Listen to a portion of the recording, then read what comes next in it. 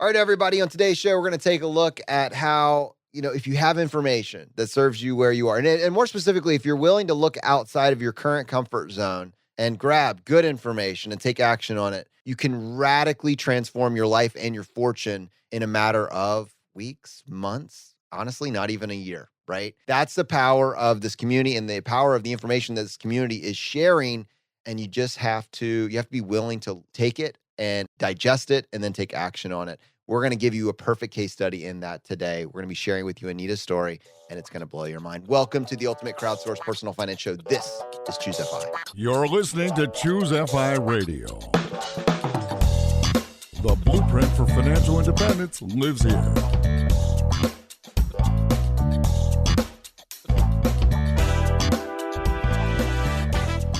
If you're looking to unlock the secrets to financial independence and early retirement, you're in the right place. Stay tuned and join a community of like-minded people who are getting off the hamster wheel and taking control of their lives in the pursuit of financial independence. ChooseFI, your home for financial independence online.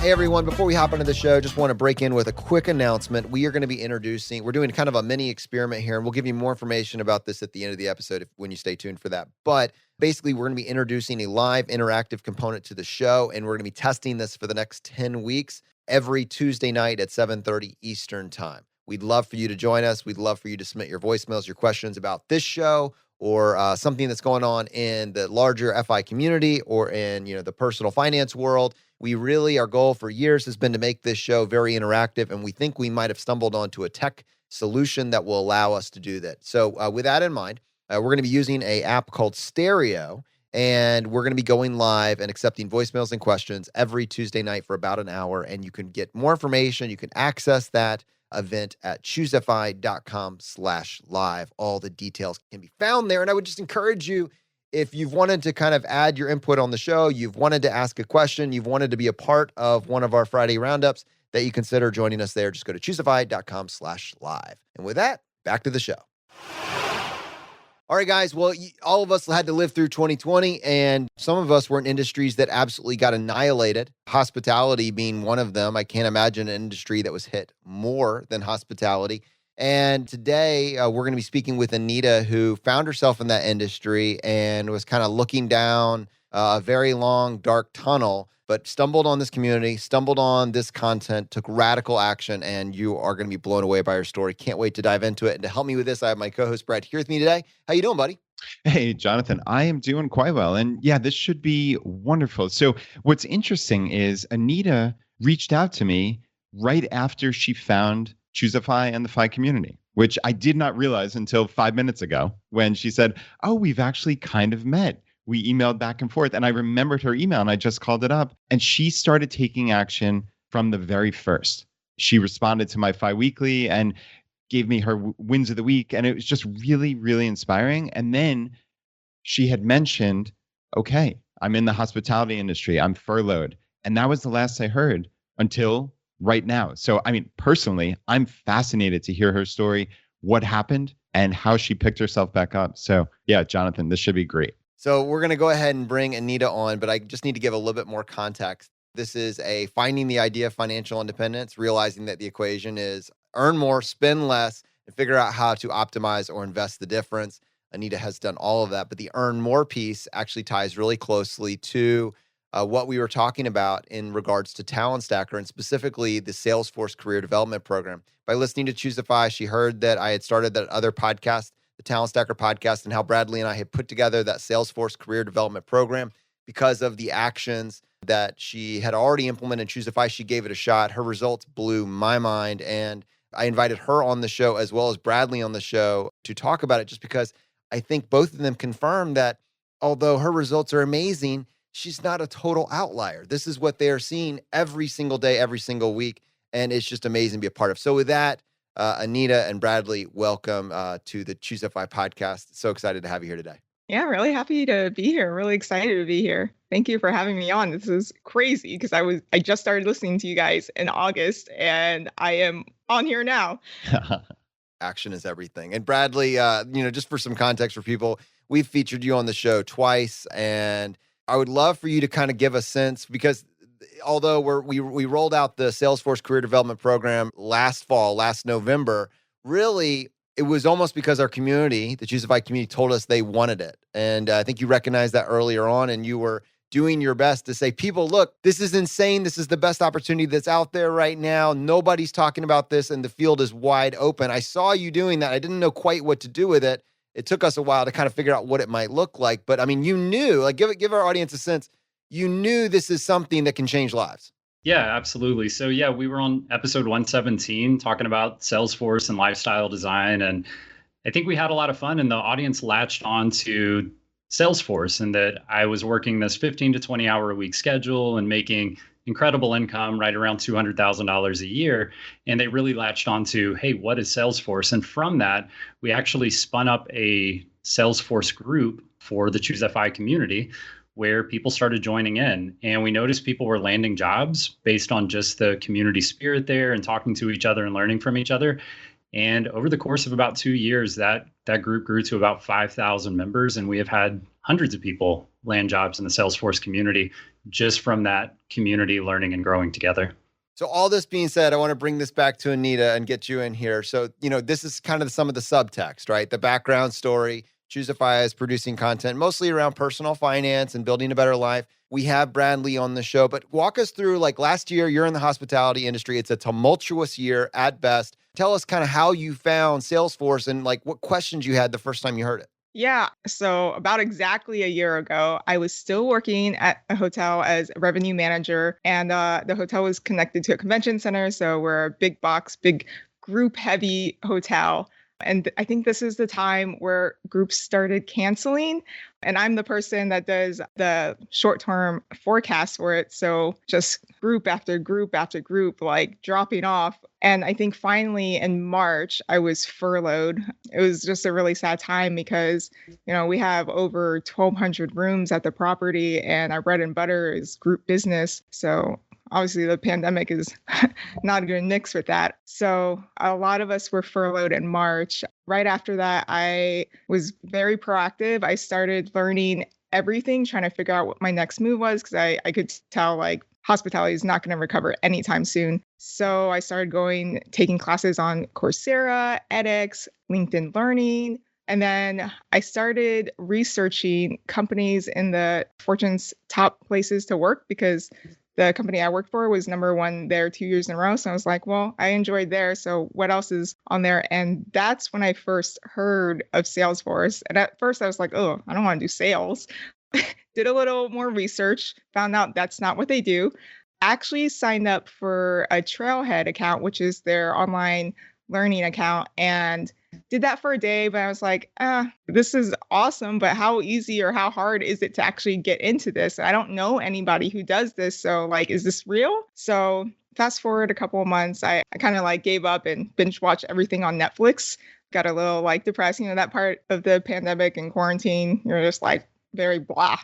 August, we had an all manager meeting for the property, and it's still no good news.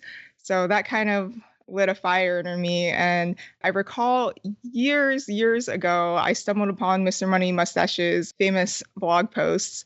But at the time, I was like, I'm never going to make that money. I'm not in tech. Like, it's too hard. Like, FI is not for me.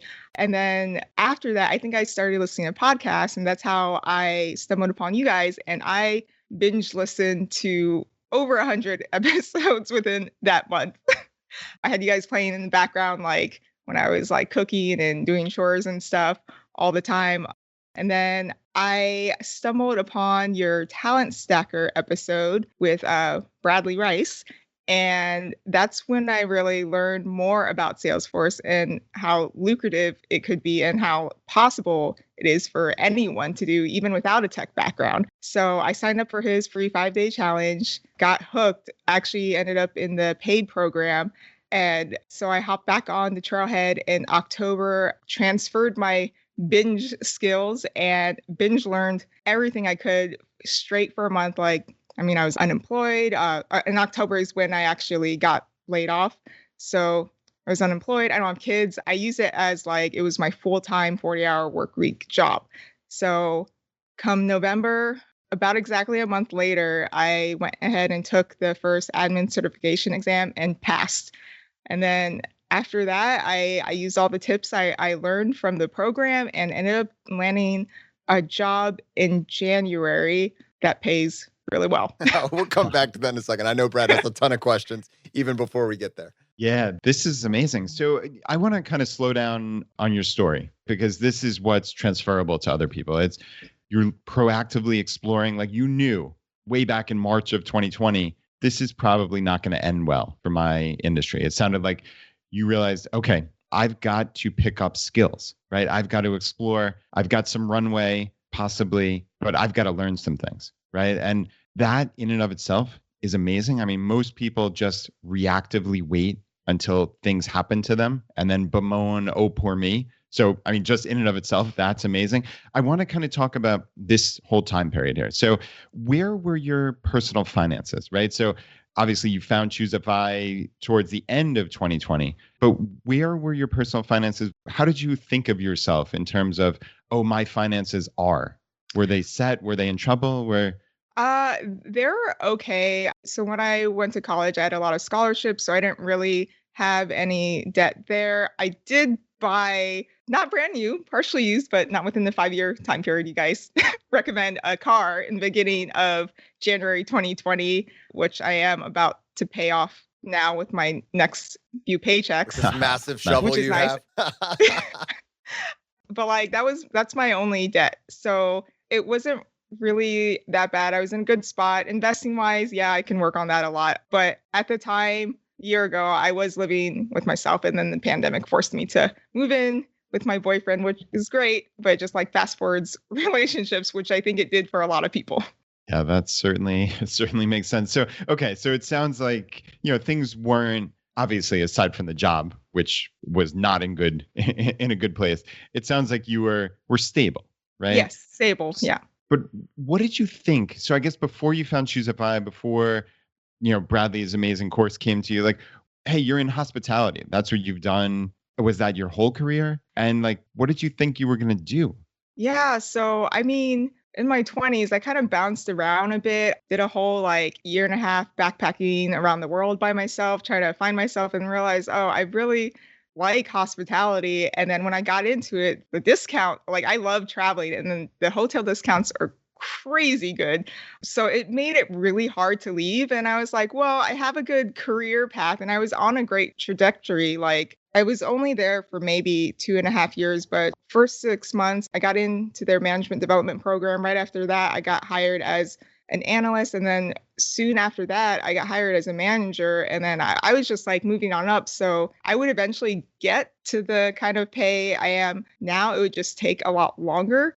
And this really is where I want to come with this, because if you think about it, I really want people to hear this. You heard, all right, Salesforce, maybe a good company, you go look at it, and your own Google research gave you virtually zero information. You don't know anybody that's doing it. You don't know what anybody's making. You don't know how hard it is going to be able to get in this. You don't actually know what the role is. And then really, as a result of listening to that episode with Bradley and then just taking a free 5-day challenge, you suddenly saw the matrix and you said, holy crap, this will actually work. And so Bradley, and it's funny, it's exactly, this kind of epiphany that you had, this realization that's now been actualized is the same. I have a lot of friends and they continue to hear kind of little updates about this, or they know what's going on. Increasingly, I had 3 friends hit me up this week and ask me questions about this program, because it does sound too good to be true. You're telling me that with no background experience, I've never been in this before, and in a really kind of ugly time in the economy, a lot of small businesses are struggling, a lot of uncertainty. Most people would say, I can't afford to lose my job right now because would I be able to get another one? I think that's probably the fear place that most people operate from, even if they're not happy in it. You're telling me that there's recruiters bending over backwards to get access to me if I have, a certain skill set or certificate or can present myself in a certain way. Bradley, give people a sense why is Anita able to go through this free 5-day program and then take this, paid career development program, and then in a period of less than 6 months, double, maybe even triple her salary? How is that even possible? We're still kind of coming out of this thing. Yeah, well, I think cloud-based technology is less impacted by things like the pandemic because they are skilled positions, but they're able to be done completely remotely without a lot of change management that goes into that. So using some sort of tech nomenclature there, but really these jobs are able to be done from anywhere in the world, much less just from sitting at home quarantining. It's very easy to get these jobs done as long as you know how to do it. And Salesforce was already primed for needing more and more help because Salesforce is an amazing tool that companies need to use to operate their companies.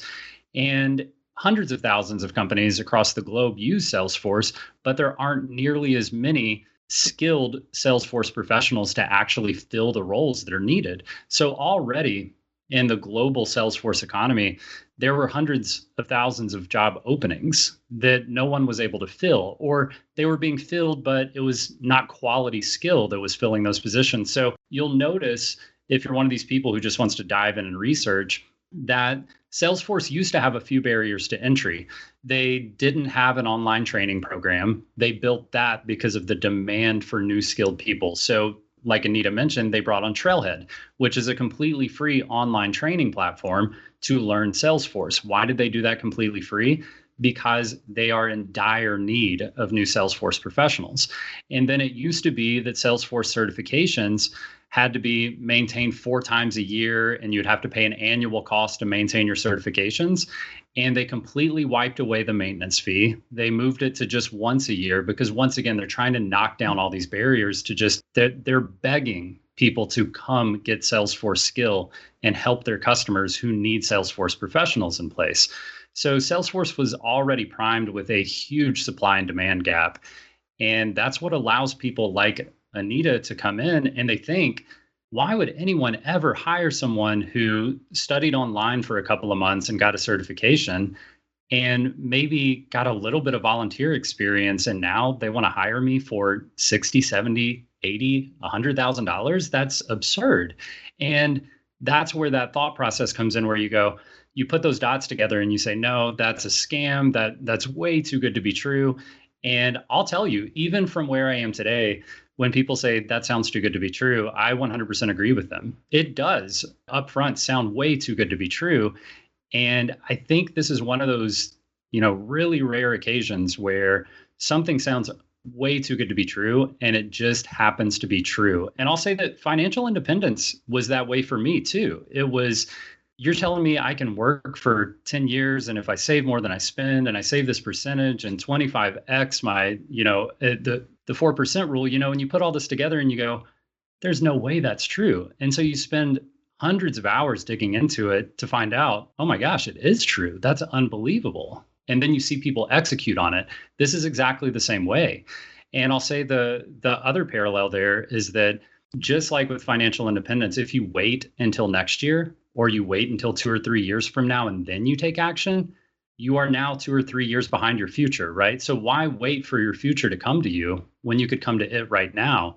So it's really the same. Like if you wait for your Salesforce career to come to you, you could look up 2 or 3 years from now and you could already be making $150,000 plus, but here you are still trying to figure out how do you get started. I'm laughing because he's serious, people. These are real numbers. It's crazy. It shouldn't be like that. Anita can confirm some of this for us shortly. Brad, I can see you wanting to weigh in there. And I'm going to look down at my phone right now, not because I'm not interested in this conversation, but because I want to pull up questions that my friend sent me when I was saying, guys, I know it sounds too good to be true. This is the real deal. I'm going to bring some of those questions that they're asking me because I think they reflect people's gut reaction when they hear about this. So I'm going to find those questions. Brad, go ahead. Yeah, the too good to be true. It's funny that you brought up financial independence. I was thinking of travel rewards. People have said that to me for years, right? Like, this has to be a scam. It has to be fake. It's got to hurt your credit score or whatever. And, I did the research. I did hundreds upon hundreds of hours of research and it was legit, right? I mean, sometimes I think we're right to be skeptical, right? I think that's normal humanity because a lot of things that sound too good to be true usually are. But sometimes there's that rare occasion where it's not. So yeah, this is neat. And Bradley, I know going back to episode 117, I mean, this was your life. You're not a paid employee for Salesforce. You're not a co-founder of Salesforce. You're just a regular guy who had a job. You picked up skills, right? I think that's the part that I want to get through to the audience here. Sure, this Salesforce thing is fantastic, and you guys are going to keep talking about it, and that's, awesome. But what we're looking for is providing ways for people to pick up skills that can help further their career and help them get to financial independence quicker, right? Anita is case in point number one of this. She was in an industry where she sounded like she was fast-tracked, but then the world hit, and you need to pick up the pieces. And it's pretty cool, I think, as the FI community, we've talked so long about how can we crowdsource, right? We've used that phrase, but this is an example. And Bradley, you are the starting point in the FI community for crowdsourcing this on Salesforce, right? This is not the only option for people looking to earn income, but it's a pretty damn good one. And we wouldn't have known about this until you came into our orbit, right? We met you at Camp FI in Florida. And it's just so cool to see where a multi-year relationship like that can go. And now you're helping listeners like Anita. To me, that's like a chill-inducing thing, because that is the crowdsourcing experiment that Jonathan and I set out to start in January 2017. It's cool that this is Salesforce. I think this is awesome. I think it's a great opportunity. But man, it's that concept of crowdsourcing I just absolutely love. So I wanted to get that off my chest. I think this is unbelievable. And I guess, so my question, well, Jonathan has 75 questions lined up, I'm sure. My question is there anybody that their background and skill set would not, I guess, in theory, lead them to success with Salesforce? So, put another way, are there people that you would actively dissuade from going down this path? Yeah, I think, the short answer is yes. There are people who probably shouldn't go down this path. And I think I probably mentioned this in the episode back in 117. And that is, if you're the person who hops on the computer and you accidentally have the screen brightness turned all the way down, and you're putting in calling your grandkids and saying what's wrong with my computer? It won't turn on. And then it turns out your brightness was down. Or if you're one of those people who constantly doesn't remember their email password and it's always the computer's fault and it's never your fault, that could be a sign that this might not be for you. But otherwise, if you are one of those people who thinks, I kind of like thinking about the way businesses work, I kind of might even halfway enjoy thinking through the process of how does a new company generate leads? How do they make sales? How do they support those customers once they come on board? If that even sounds halfway interesting, then this is most definitely a place that I would recommend you going, because that's what Salesforce is. It's a tool that you learn how to use by gaining these skills. You learn how to use it, and then you help companies basically automate their processes so that they can be more efficient. And in a nutshell, that's what you're doing. So yeah, I would say if 100% technology is not for you, and you are just struggling to get on your computer and make the internet work, then this might not be for you. But that's really about it. All right. So if you were able to download this podcast, you probably meet the minimum requirements, right? I would agree. That's great. So first of all, for everybody, just if you're interested in the free 5-day challenge that we're going to mention probably throughout this several times, you can access that at ChooseFI.com/Salesforce. I'm not going to keep you to the end of the episode, but just ChooseFI.com/Salesforce if you're interested in checking out that free challenge. Hey, this is Andrew from the ChooseFI team. Hope you're enjoying the interview. We're going to get right back to it right after these quick messages.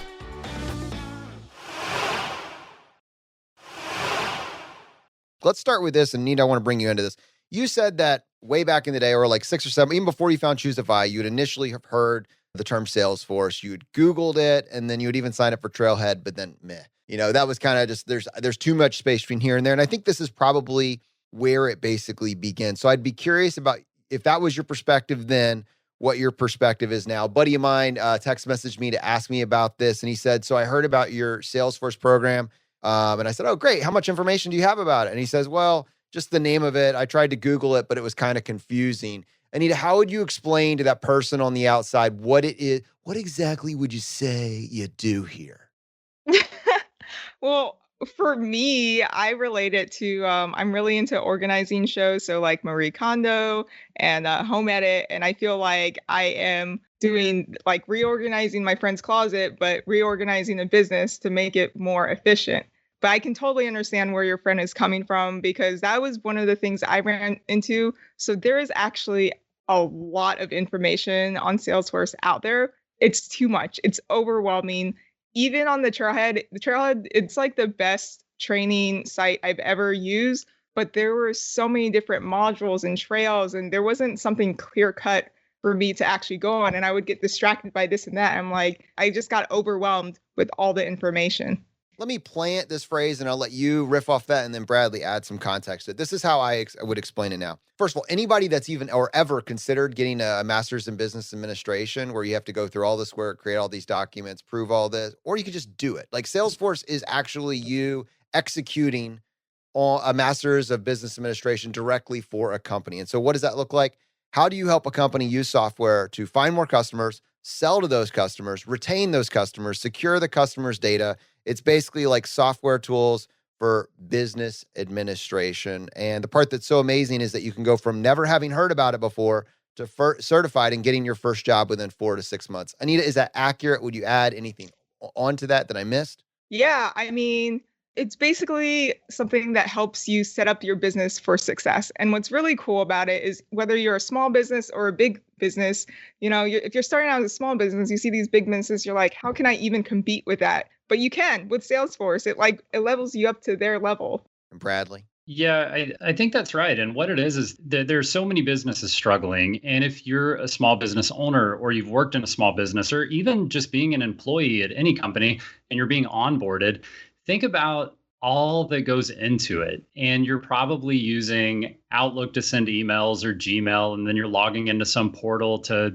put your time in, or, clock in and clock out. And then you're over here filling out HR paperwork, but then you're in this other system to figure out who you're supposed to call today. And you're using probably 5 to 10 different systems on a daily basis. You've got your tasks over here, your to-do list, your meetings, and everything seems so disconnected. And once you work there a couple of years, it's like, okay, I kind of get how the machine works, and you figure it out. But as a new employee, it is very distracting and chaotic. And for the business owners, it is just as chaotic, because they just want to pull their data from one place and just run a report and have everything they need to run their business. And they can't. They have to pull data out to Excel from 10 different spreadsheets and then plug it all together and try to figure out what the heck it means. And what Salesforce does is it allows you to compile all of that into one system and sort of have this 360 view where you can log in and you can see all of the information about your customers, your prospective customers, how many support tickets you have coming in, what the trends are with all of your data, and then make business decisions based on that. And the crazy thing about being a Salesforce professional is that we know, because we're on the inside right now, even though we're sitting on a podcast episode telling hundreds of thousands of people about this, you're still on the inside of the conversation. And there's so many people who have no idea, including customers who use Salesforce. So they think you have to be this incredibly skilled professional that knows how to do all the magic secrets in order to make this thing work. But it turns out with 3, 4, maybe 6 months of training, I'm not going to say that you're not going to go in there and think you're just the almighty and you're going to take control over the whole system, but you are going to be in a position where you look like a magician. Your employer really has no idea what it is you're doing. They just know that it works. And that's really the incredible thing. And what leans into the lifestyle flexibility side of it is that they don't know if it was supposed to take you 1 hour or 10 hours. And if you just get the job done by the time they needed it done by, they're perfectly fine with that. And it allows you to pull a lot of different levers to increase your flexibility. Bradley, I love that look like a magician thing. That so rings true to my experience with corporate America. When I worked in my tax department, we actually hired somebody. I think they worked for one of the major accounting firms, but we paid him I forget, it was like $200 an hour or more to basically create an Excel file for us, because he had these skills and it probably was a couple months worth of learning, right? It was nothing revolutionary, but to us, he looked like a wizard. Right? It looked like something out of a different age. So it's amazing when you're just that little bit better than the people who are existing there, you do look like a wizard. So I think that is super, super cool. I think as you start to work through these questions, What's perfect is this person didn't know we were going to do this episode. I didn't even give him permission to ask these questions on his behalf. So that's why I'm not using his name. But I think it perfectly reflects exactly what someone that's on the outside is thinking right now. So first of all, I want to say that Bradley and I, after talking to Bradley, and we were trying to create the expectations for what you could expect to see in terms of results on the other side, we said, can you give us 6 months? If you give us 6 months to work with you, we think we can get you from no experience to a job with pretty much any individual, the vast majority of the individuals that work with us. And then 2, we think that almost without exception, if you go through this process, we can get you into a job that pays somewhere between $60,000 to $80,000 a year. Now, Anita, I'll give this to you first.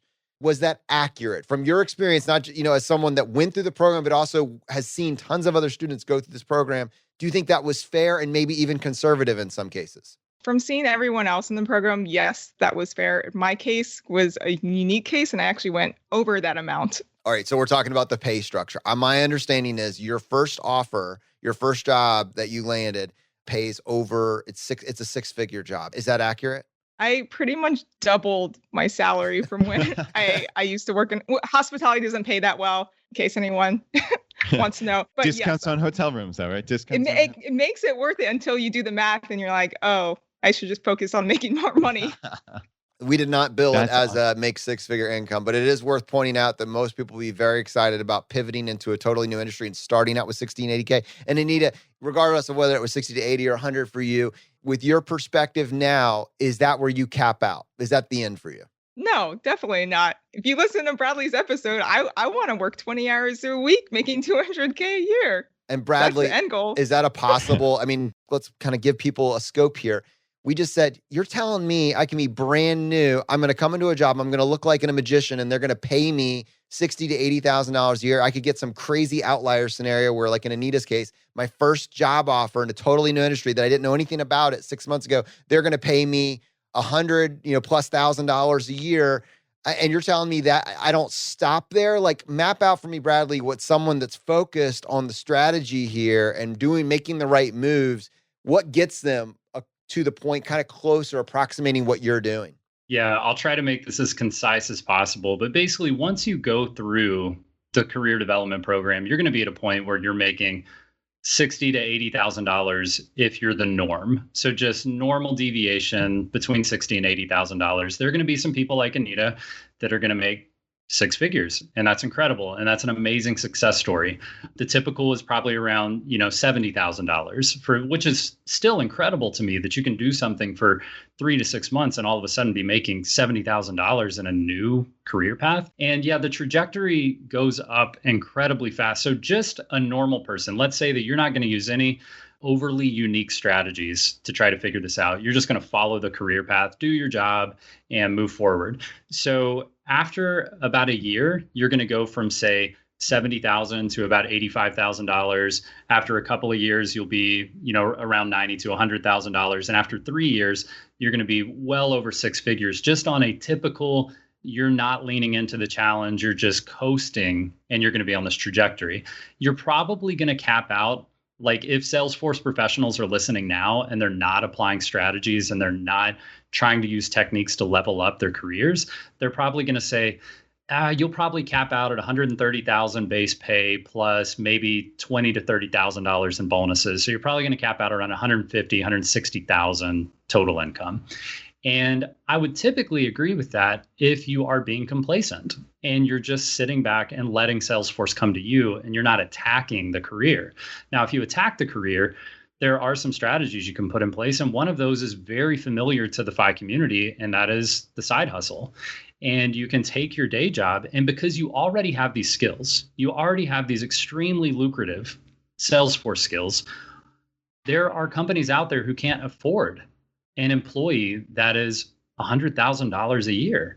There are companies out there who just bought Salesforce and then they realized, oh my goodness, these professionals get paid $150, $200 an hour to work for me. Like, I'm going to have to figure this out on my own. Well, lucky for them, there is a complete side hustle or side gig community in the Salesforce space. And a lot of people call it freelancing. In my opinion, that cheapens it. And I sort of call it independent consulting because it is a truly high skilled job. You can learn it in 6 months, but it's still considered very high skill.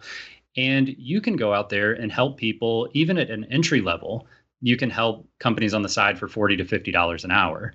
Once you get to, sort of a standard level, you can charge maybe $80 to $100 an hour. And if you have some specialty skills, you can charge upwards of $150, $200 an hour.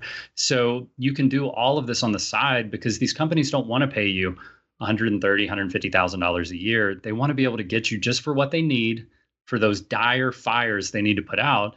And they pull you in, and you might do a small 20-hour assignment for them and pull out $2,000 in a week. And Bradley, to your point, like I know actually you are a little complacent to some degree in that your goal is not to make all the money in the world at this point. Like you see the path, you have a clear path to make $400,000+ a year. And you say, you know what, $200,000 a year, 20 hours a week, and lots of extra time with my wife and daughter. That sounds about perfect. So that was your chosen sweet spot. And that is amazing. That is amazing that we're talking. And you really discovered that when you put together a lot of the principles that the FI community talks about. Time is your most precious non-renewable resource. And what would it look like to design my lifestyle? But there's a period that all of us, either because we're digging our way out of a hole. I know a lot of dentists with $500,000, $600,000 worth of debt, and they're making $120,000 a year. It's a tough hole, right? And if I look at my own ROI, and I was getting to this point with my buddy of mine, I'm almost at the point now, and Brad's actually reeling me back in a lot, saying, dude, just chill, where I'm like, dude, I wouldn't go to college now. I absolutely would not go to college right now. And just for the audience, before you hop down my throat on this, let me explain my logic on this, because I did the path. I followed the path that they set out would be the path. This was my Google search, my top line Google search in 1998 or 99 or whatever. And that was, hey, top 10 professions, doctor, pharmacy, lawyer, et cetera. Work your way down the list. What is that going to require? 4 years of undergrad, 4 years of pharmacy school. The 4 years of pharmacy school was around $168,000 at the time that I went through. Add on some amount for undergrad if you want to. I think now it's probably more than that. And you would say, all right, that's going to be 8 years of your life. That's probably a minimum of $200,000 of cost. You could call that student loan debt. Maybe you're paying for it out of pocket. But either way, actual cost, probably over $200,000. What I get paid at the other end of that 8 years was, kind of right around 110, 120 in terms of a ratio. And again, this is someone that's made it. A lot of people in professional programs could use this math really, really quickly. Someone that has made it, quote unquote, the ratio was like 0.7 to 1, like what I made to what I spent, 0.7 to 1, 0.8 to 1. They say that a good ratio is like 1 to 1. So you're a teacher, you spend $50,000 on your degree, you make $50,000 a year. Yay, 1 to 1. You can handle that debt. That's all good. And that doesn't even account for the time commitment. I gave up 8 years. I'm telling you, an 18-year-old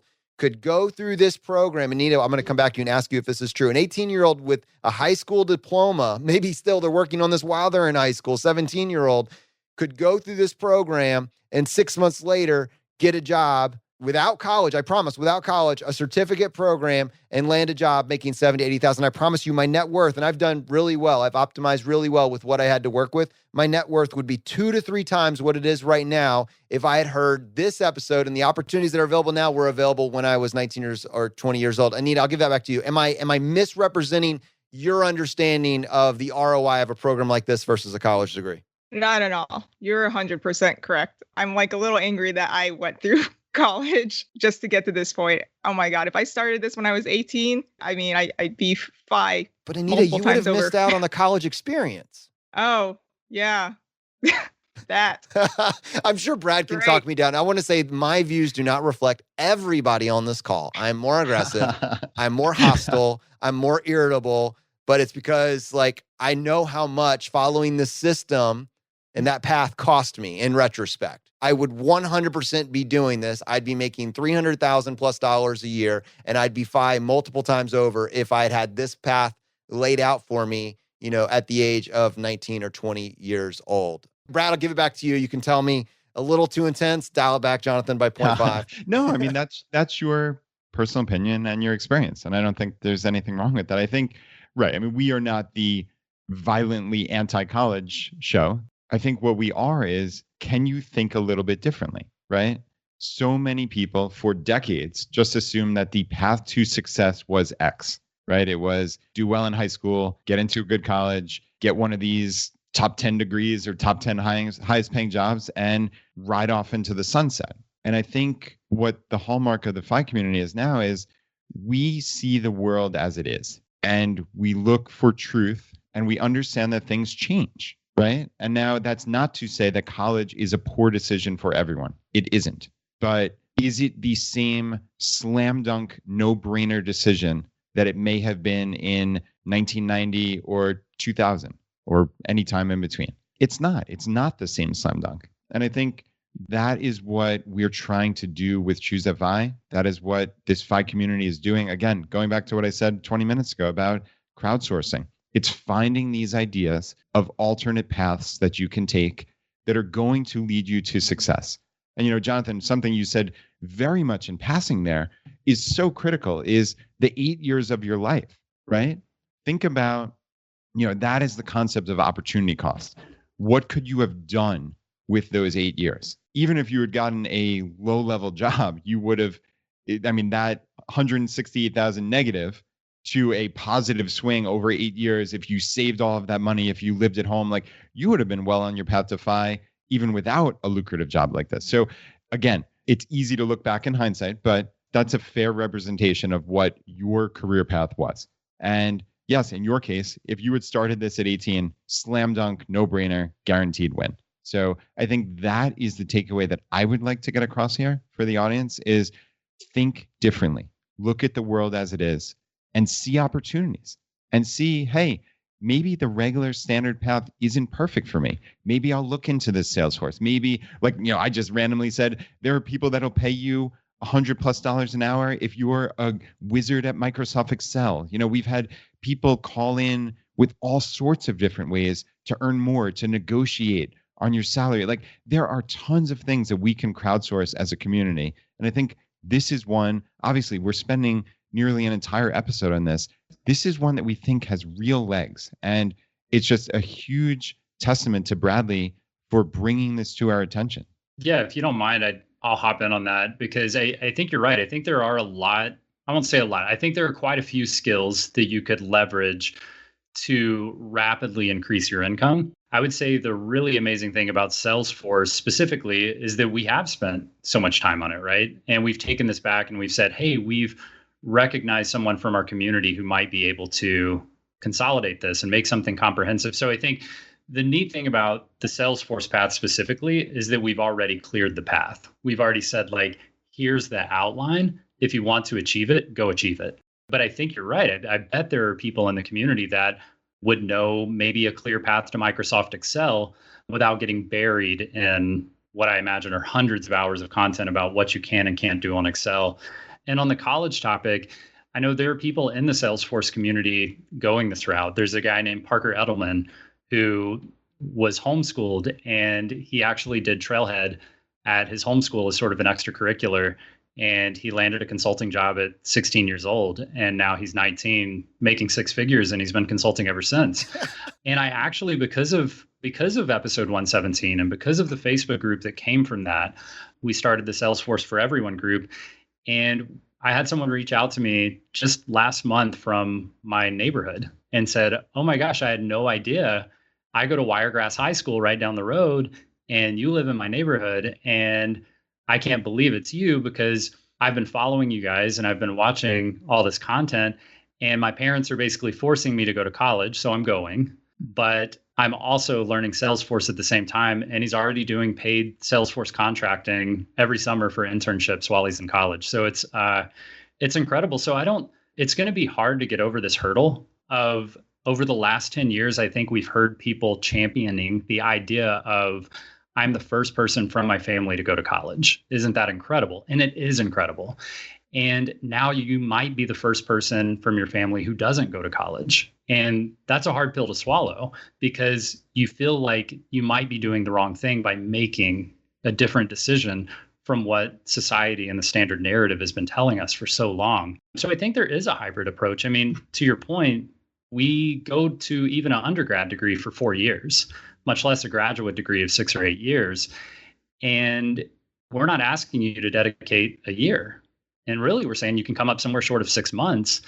And what if you just did it over the summer? Instead of taking summer classes one summer, you just said, you know what, I'm going to do this career development program, and I'm going to see what this is about. And if you dedicate a couple of months over the summer, you are already well on your way to deciding, do I want to sign up and enroll for next term at school, or do I want to lean into this new career? Worst case scenario, you graduate from college with an amazing skill set in your back pocket, just in case that degree doesn't pan out for you. Bradley, I wanted to talk about why we did. Well, so we talked about ROI just a second there, and I just want to make sure people capture this. Again, the free challenge is at ChooseFI.com/Salesforce, ChooseFI.com/Salesforce. But I wanted to the ROI. We talked about the time ROI. So we're talking 4 years conservatively. A lot of people end up saying, well, you got to stay for 5. Got to go for 6. Got to for 8. Got to get the graduate, whatever. But 4 years to 8 years on the one end, 6 months on the other. That's obvious. But I also want people to think about like the ROI on the other side, which is the actual physical monetary cost. On the one end, you have school, which most of us expect, even conservatively, about $50,000, I think is what we would say. Like that's like absolute table stakes for a college degree. And many of us kind of acknowledge that for our kids, we're going to want to save about 6 figures. Holy crap. And then conversely, let's just go with the more conservative number, the $40,000 or $50,000. On the other end, you could do Salesforce for free on your own. There's some people that go that path. You could do a program, and I think what we put together is probably the best one out there, in which case you're talking about maybe a couple $1,000s, something like that. Just compare those two. And then on the other end, so let's throw this number out there. When people go to college and they graduate last year, the MSRP, it's a car term. So the average cost of college was around $120,000. The average income for that first year grad was about $50,000 a year. That's brutal. Conversely, you have, free to maybe a couple $1,000 investment, and you're making 60 to 80K. So on the one end, you're getting a 0.5 to 1 ratio, the traditional path. On this end, you're getting a 30 to 1 ratio. That's like, you need to understand that these are not made up numbers. These are real numbers. These are life-changing numbers. It's crazy. And then I ask that because some people want to know, well, how much does something like this cost? You can do this for free. You don't need us. And Bradley, that was my point about the 5-day challenge. Like, what is that? And if someone wanted to do it for free, they don't want your help. Like, you gave me the idea, you gave me the information. Like, I'm going to take this and run, and I'm going to crush this thing. What's the path here, and why is the free 5-day challenge so valuable for them? Yeah, I think the 5-day challenge is really a no-brainer for anyone. Even if you come out of hearing this conversation and you say, yeah, I don't think so, just try the 5-day challenge, because it might change your mind. And if it did change your mind and this ended up working out for you, that would be a heck of a thing to miss out on just because you didn't want to try a little 5-day challenge. That challenge takes about 30 minutes a day. And what it's going to do for you is help you better understand what Salesforce is and how to get started. It's going to show you how to get set up on Trailhead, which is the free training platform. So when we say free 5-day challenge, there are no strings attached. There's no credit card information, not a penny that you're going to pay. And you could be well on your way to the DIY approach to Salesforce. So you're going to learn how to get started on training. We're going to show you a clear path to exactly what to do if you want to do this yourself. We're going to show you how to get experience by doing volunteer projects with companies. We're going to show you how to build your personal branding online so that other people can see the skills that you're building and reach out to you, and you can reach out to them for job opportunities. So we're really going to show you a 360 view of the Salesforce space. And you're going to have a good understanding of whether or not Salesforce is for you. And you're also going to have a good understanding of what the path forward is if you want to leverage Salesforce as your career. And then I'll give the second half to Anita, because Anita, you chose to do the paid program that Bradley and I put together. And then from your perspective, you went through the free 5-day challenge. You probably had a better understanding of, what the path would be. What value did you see personally for going through the paid program that Bradley had put in?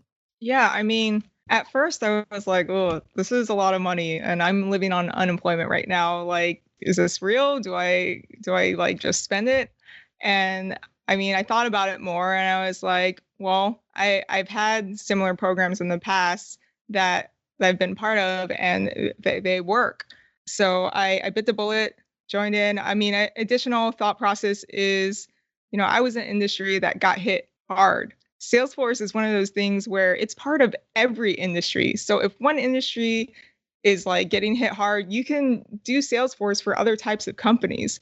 So I'm not going to be in the same situation where I'm getting furloughed or laid off. I mean, God forbid we have another pandemic or this one ever ends.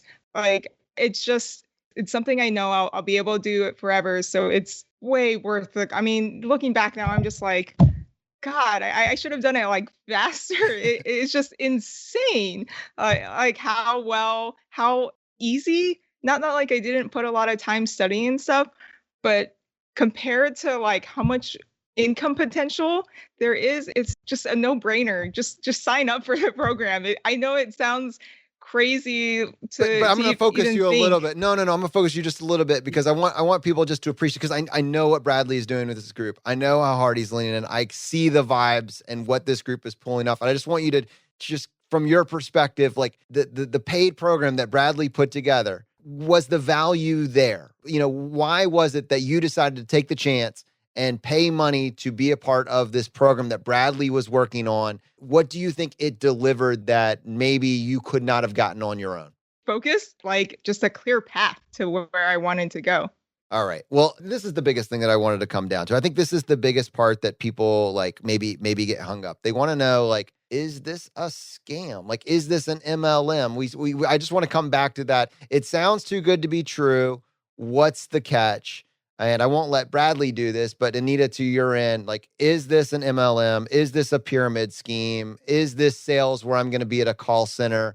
Like, is there any cautionary thing here to keep someone from getting started? No, it's not. And when I was thinking about joining the program and watching Brad's videos and everything, it's just he's very like just a normal guy. I'm like, okay, so I can probably do this too.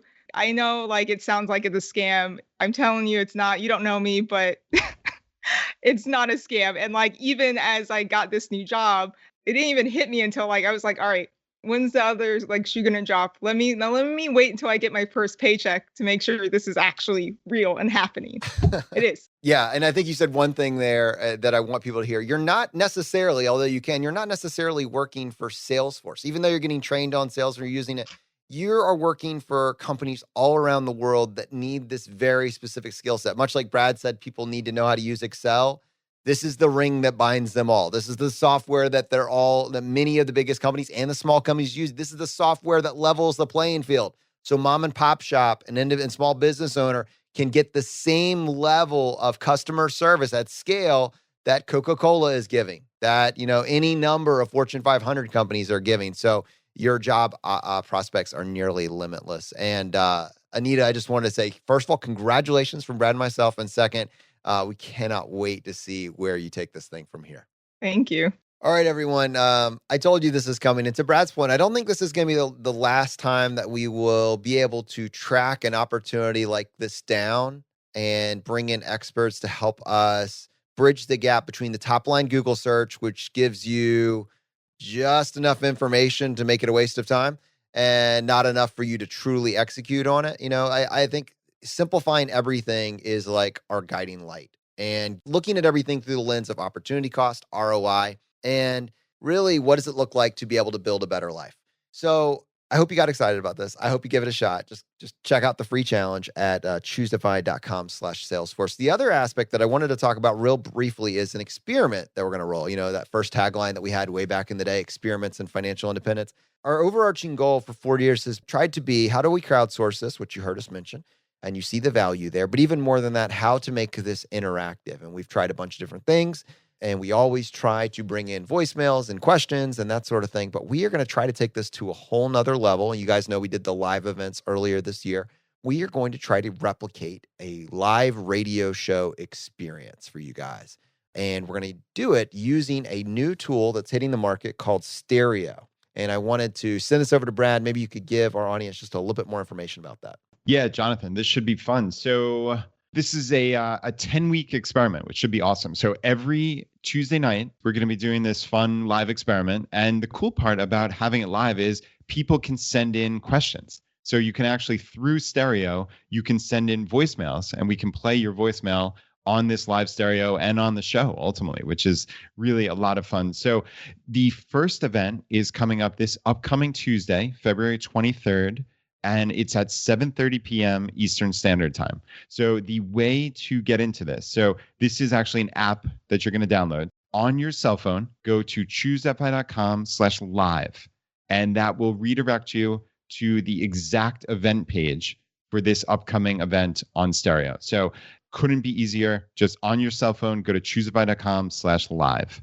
And Brad, if you remember what we tried to pull off, maybe even like a year or two ago, it was something like, hey, listen to the Monday episode, send us an email or something, or some sort of question, something that you think we missed, a criticism, whatever it is. And then we can then and it, it didn't work exceedingly well because people hadn't had time to digest it. Writing an email is a real chore. My thought with this is, if you're interacting with our content, at some point you got stuck on something, or you think we missed something, or you think the community would value from an additional piece of input. This is your opportunity to do that. So if you listen to the Monday episode and you said, man, you guys totally missed it, this is something that, it would be useful for the audience to know. You can drop in on Tuesday night, share that via voicemail, and we can figure out a way to see if we can get it worked into the Friday show. If it's something from a couple episodes back, like even this episode, you had an additional question about Salesforce, we can give you our perspective on that, bring it into the show, etc. If you have something in the Facebook group that is, feels like you want to get us to weigh in on that, then bring it up. Join us on Tuesday nights. This is a chance for you to get our perspective on that as best we can. It's going to be live. It's going to be interactive. It's going to be a lot of fun. And most importantly, it's going to be at ChooseFI.com/live starting on February 23rd at 7:30 Eastern time.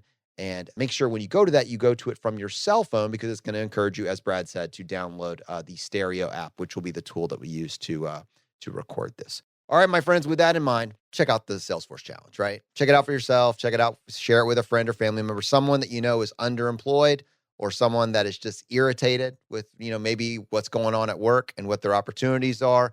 This is all about awareness, right? You should at least be aware that this sort of possibility is out there and that you can make the transition that quickly. There's literally no downside. Just go to ChooseFI.com/Salesforce for more information. All right, my friends, the fire is spreading. We'll see you next time as we continue to go down the road less traveled. If this episode was helpful to you, don't forget to subscribe. If you want to help spread the word, please give us a 5-star review and tell your friends about us. We can be found on Apple, Google Podcasts, Spotify, and anywhere you listen to podcasts. While you're there, don't forget to check out our other shows like Everyday Courage with Julian Johnsrud and Rebel Entrepreneur with Alan Downigan. If you would like a free bite-sized course to jumpstart your financial independence, check out ChooseFI.com/challenge. ChooseFI is produced by Andrew Mendonca and Zachary Tan and is a production of ChooseFI Media Incorporated. ChooseFI.com is managed by Annie Sheely with William McVeigh, M.K. Williams, Melissa Lagerquist, Liz Kessler, Stephen Heptig, Kelly Black, and Jennifer Ma. And Ed T is our CEO. Thanks for listening.